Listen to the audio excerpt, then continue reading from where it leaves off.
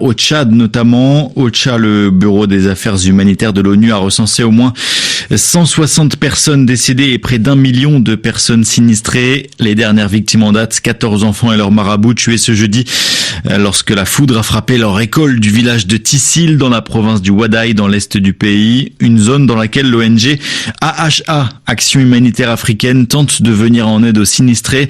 David Baché a joint son directeur général Mohamed Saleh Ebni Oumar. Nous, on intervient dans la province du Wadaï et dans la province du Wadi Fira où il y a eu une arrivée massive de réfugiés soudanais et c'est une zone de Wadi.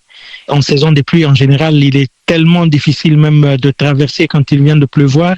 Et avec des pluies de grande ampleur de cette année, ça emporte même les 4x4. Les infrastructures ont été cassées.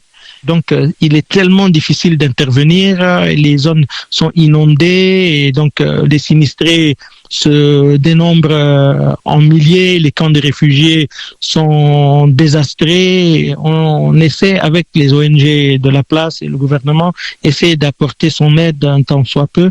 Et on essaie de leur apporter, nous, en ce qui nous concerne, du matériel d'hygiène, comme du savon, des outils pour la toilette.